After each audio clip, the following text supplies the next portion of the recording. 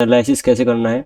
और जिस भी दिन भाई मॉक टेस्ट आप लगाओगे लगभग आपका पूरा दिन निकल ही जाएगा, क्योंकि भाई 3 घंटे का तो आपका पेपर ही रहेगा।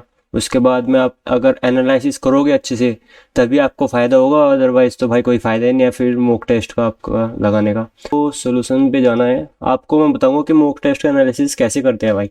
एसएससी वाले और बैंकिंग वाले कैसे करते हैं, जो अच्छे स्टूडेंट हैं और जिनका भाई सिलेक्शन भी हो जाता है और नंबर भी इंक्रीज ऐसे ही होते हैं। तो भाई जैसे ये क्वेश्चन है, अभी लैंग्वेज में तो आप काम कर ही लोगे। तो जो जो आपके क्वेश्चन रॉन्ग हो गए हैं भाई, वो आपको एक अलग कॉपी में, आपको एक मॉक टेस्ट एनालिसिस की अलग कॉपी बनानी है, उसमें नोट डाउन करने हैं जो जो आपके क्वेश्चन गलत हुए हैं वे सारे क्वेश्चन। सिर्फ क्वेश्चन नहीं, जैसे कि यहाँ पे सिनोनिम पूछा है तो आप सीधा वर्ड लिखो और सिनोनिम सिनोनिम लिख के आगे आंसर लिख दो, और रिवीजन के टाइम पे आपको याद रहेगा। बाकी इसमें जितने भी वर्ड्स हैं इनमें से आपको जो भी इम्पोर्टेंट लगे वो आप नोट डाउन कर सकते हो। साथ में हिंदी में भी लिखा हुआ है, तो यहाँ से भी हेल्प हो जाती है याद करने में। तो ऐसे ही आपको भाई सारे चेकआउट करने हैं। जैसे कि वो ये वन वर्ड हो गया, तो ये भाई ये एसएससी में भी पूछा जाता है, तो इसीलिए मैंने तो करेक्ट ही कर दिया था। एसएससी की तैयारी का मेरे को भाई काफ़ी ज़्यादा फ़ायदा हुआ है यहाँ पे। जैसे कि ये क्वेश्चन भी हो गया यहाँ पे। तो ये तो भाई आपको ही करना पड़ेगा। रीजनिंग मेरी काफ़ी अच्छी है। तो रीजनिंग के शायद यहाँ पे हो गए, हाँ। तो देख सकते हो भाई पाँचों के पाँचों क्वेश्चन सही है। लेकिन लेकिन भाई किसी किसी क्वेश्चन में मैंने काफ़ी ज़्यादा टाइम लिया है, जैसे कि यहाँ पे 3 मिनट, किसी में तो 6-7 मिनट भी टाइम लिया होगा अगर कोई क्वेश्चन फंस गया होगा। नहीं, इसमें तो नहीं फंसा, किसी दूसरे मौके में फंसा होगा वो। तो यहाँ पे अगर आप चेक करोगे तो मैं एक सेकंड हिंदी में कर देता हूँ भाई। मैं हिंदी मीडियम में ही करता हूँ मॉक टेस्ट को अटैम्प्ट। लेकिन हाँ सीडीपी में आपको भाई कुछ क्वेश्चन आपको इंग्लिश में भी चेकआउट करने पड़ते हैं अगर आपकी समझ में नहीं आ रहे हैं। अगर आपको डाउट है तो आप ऑप्शन और क्वेश्चन को भाई इंग्लिश में चेकआउट कर लेना, थोड़ी बहुत हेल्प हो जाती है भाई वहाँ से। तो जैसे कि ये क्वेश्चन है, ये तो मैंने कर दिया था यहाँ से। जैसे कि ये क्वेश्चन है भाई, ये क्वेश्चन 82% स्टूडेंट ने भाई सही किया हुआ है, लेकिन भाई मैं उस टाइम पे बिल्कुल भी नहीं पढ़ा हुआ था। तो मैंने ये क्वेश्चन भाई नोट डाउन कर लिया था, और ये किसी एक आध मौके में आगे भी आया हुआ है, तो मैंने वहाँ पे सही कर दिया क्योंकि मैंने पहले ही नोट डाउन कर लिया था। तो जितने भी गलत क्वेश्चन है भाई वो तो आपको चेकआउट करने ही करने हैं। और जो बाकी सही क्वेश्चन है, ऐसा नहीं है कि भाई सही क्वेश्चन आगे आप गलत नहीं कर सकते, क्योंकि हो जाता है कभी कभी हम तुक्का लगा देते हैं और निकल जाते हैं आगे। वो तुक्के में सही हो गया, आपको पता नहीं चलेगा अगर आपने चेक नहीं किया कि ये क्वेश्चन आपने तुक्के से सही किया था। और तुक्के से तो भाई वही है, आपको अगली बार फिर से तुक्का लगाना पड़ेगा और उसमें चांस काफ़ी कम रहेंगे कि आप वही टिक करेंगे। तो जैसे कि 7 नंबर क्वेश्चन है, देख सकते हो भाई मैंने क्या बच्चा क्वेश्चन भाई गलत कर दिया था।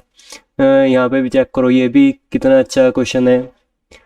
तो उस टाइम पे भाई मेरी तैयारी बिल्कुल भी नहीं थी। अगर आज के टाइम पे मैं इस मॉक को देता तो भाई 150 के आसपास तो कर ही देता भाई इजीली। तो आज के टाइम पे जो भी पहला मॉक लगा रहा है भाई, वो तो टारगेट रखो 140 प्लस तो कम से कम उसमें आने ही चाहिए, कम से कम भाई। ओके, तो मैं आपको बताता हूँ भाई एनालिसिस कैसे जैसे कि कुछ आपको फैक्ट रिलेटेड क्वेश्चन मिलेंगे, तो आपको इन क्वेश्चन को भाई सीधा सीधा नोट डाउन करना है। बाकी अगर यहाँ पे आपको कुछ भी डिटेल इंपॉर्टेंट लगे एग्जाम रिलेटेड, वो भी आप नोट डाउन कर सकते हो। और एक अलग कॉपी बनानी है भाई, ऐसा नहीं है कि कहीं पे भी उतार लिया।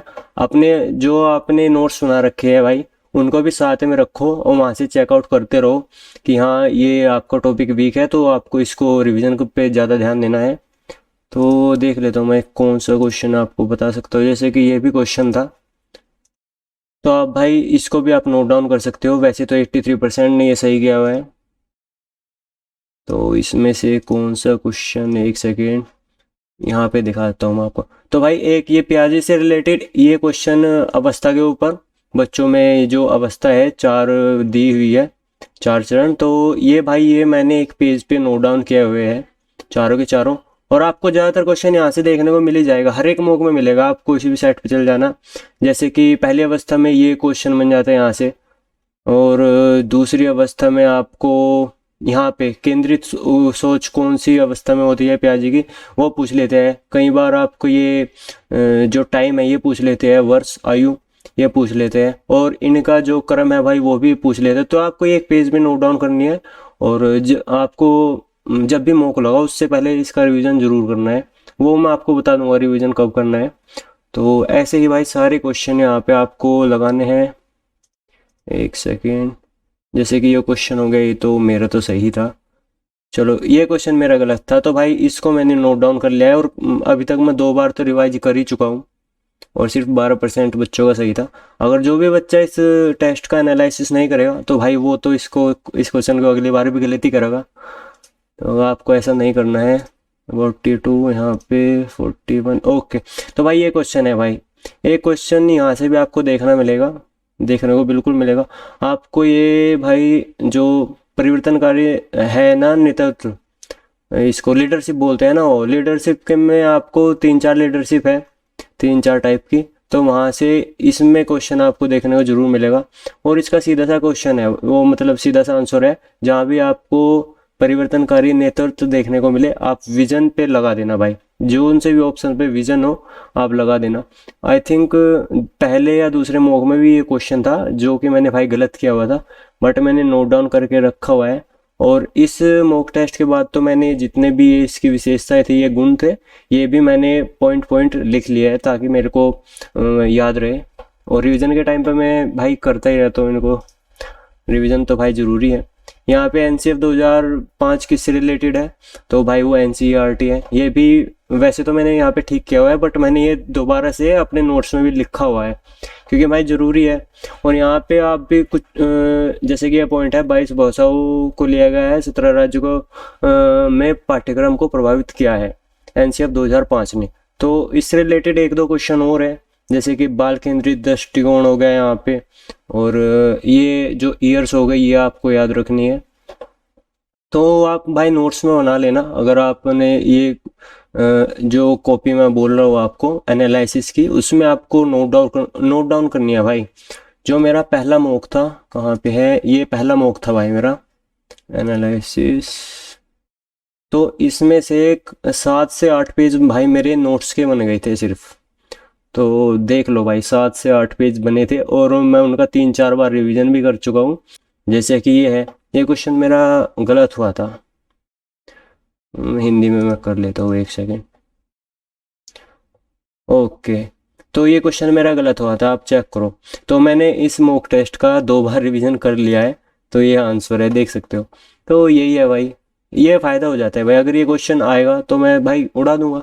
और 46 ओनली, मतलब 50% बच्चे ही इस क्वेश्चन को सही कर पाएंगे, अगर उन्होंने अच्छे से एनालिसिस नहीं किया होगा। ये काफ़ी ज़्यादा फ़ायदा हो जाता है, यहाँ पे आप देख सकते हो। जो भी डिटेल है, एक आध डिटेल आप यहाँ से भी नोट डाउन कर सकते हो। तो भाई मॉक टेस्ट आपको ऐसे ही एनालिसिस करना है, और एनालिसिस करने में भाई कम से कम 1 घंटा तो जाएगा ही जाएगा, और 3 घंटे आपके मॉक टेस्ट में जाएंगे। अगर आप पहले अटैम्प्ट करते हो तो 2 से 2.5 घंटे में आप अटैम्प्ट कर सकते हो। तो लगा लो भाई, मॉक टेस्ट का एनालिसिस तो भाई आपको ऐसे ही करना है, और तभी फ़ायदा होगा, और तभी आपको अपने वीक सब्जेक्ट के बारे में पता चलेगा, और तभी आप भाई अच्छे से काम कर पाओगे।